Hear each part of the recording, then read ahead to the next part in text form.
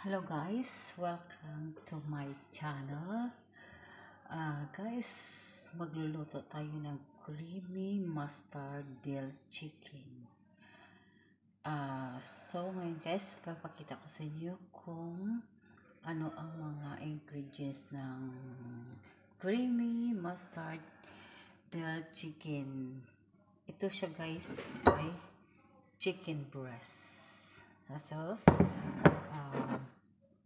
potato, and broccoli,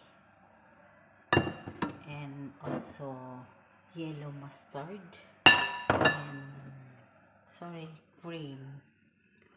So guys, samahan niyo ako. Umpisa na natin yung pagluluto, kung paano magluto ng chicken, a creamy mustard chicken.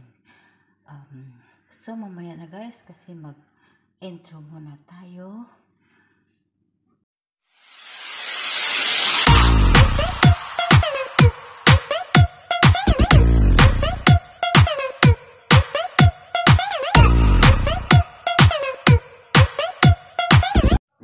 So ito na guys, lalagyan na natin yung pan ng olive oil. And then pagkatapos, ilagay natin yung breast chicken, yung kanina. Mga 2 to 3 minutes lang, ilulutuin lang natin sa dito. 2 to 3 minutes.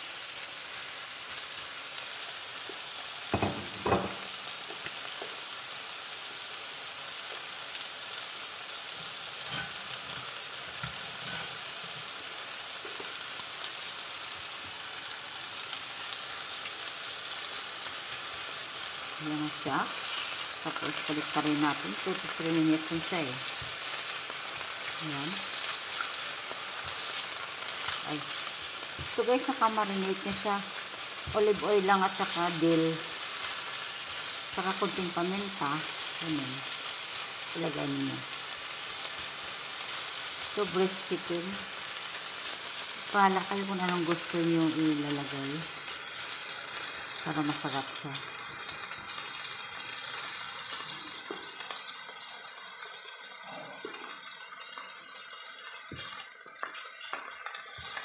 Kahit hindi na siya maluto, ilagay naman ito sa oven. Kaya ganun. Kaya pinapakita ko sa inyo kung paano siya. Para masarap, prito muna siya. Tapos saka ilagay sa oven. Ayun na nga. Okay na po siya. Patayin ko na yung oil. Tapos guys, ito-transfer ko na siya dito sa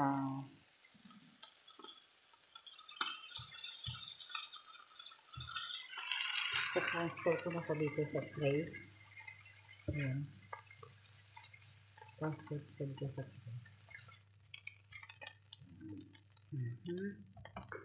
Ayan. Pwede nyo na ito ilaga siya para mabilis. Para ilagay nyo sa oven. Kahit na huwag nyo na balatan. Lagyan nyo lang paminta, asin, tapos oregano. Ayun, okay na siya. Tapos guys, ito yung yung broccoli. Lagyan ko ng olive oil at saka salt. Olive oil at saka salt. Tapos i-mix yan siya dito. Kasi lalagay ko to sa oven. Yan, ganyan lang siya. Simple lang to siya na pag niluluto yung creamy mustard chicken. Ito na siya guys. So ngayon guys, ilalagay ko siya sa oven. 200 heat. Lagay ko siya sa oven 200 heat. Ayan na siya. Nilagay ko na siya sa oven. Ang nilagay ko pala siya sa 199 cc. Tapos yun ang yung with pan, yung niya, temperature niya. Para hindi masyadong mainit. So antayin ko na lang siya maluto mamaya. Ayan. So ito guys ay sour cream. So lalagyan ko siya ng mustard, yellow, dion. I-mix ko siya kasi ito yung sauce eh. Para sa kanina yung nilagay ko sa oven, ito yung sauce. imimix lang siya natin. Yan siya. Para maano. Tapos lagyan natin siya guys ng dill. Para ito kasi yung ano nila, yung bali sauce nila. Yan. Ito lang siya guys, easy lang. Easy lang siya yung sauce. Pero masarap siya. Hindi mo na kailangan maglagay ng paminta or asin kasi sour cream na nga ito. So ngayon guys, antayin ko na lang yung aking nilagay sa oven. Simple lang ang luto nito guys. Try nyo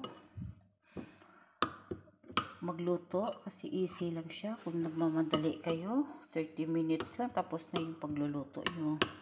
So ngayon guys, comment kung sino man nanonood ng video na ito para malalaman ko kung sino nanonood ng video ko, kung saan, anong lugar kayo. Yan lang guys. Sige, mag-antay ako muna. Salamat. So ngayon guys, luto na yung aking creamy mustard and dill chicken. So ngayon guys, ito na yung aking broccoli and potato and chicken. Pero guys, kung wala kayong oven, pwede nyo naman i-fried yung chicken.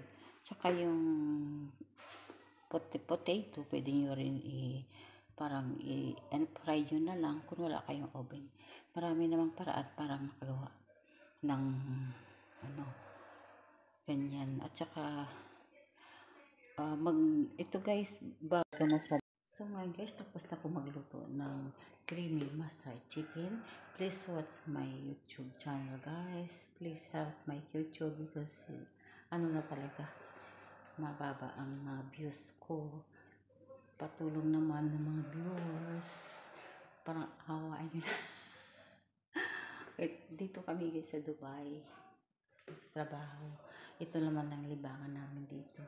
Luto sa amo namin. Please watch my YouTube channel, Aling Gina, and see you my next vlog, and God bless all my viewers. Thank you so much.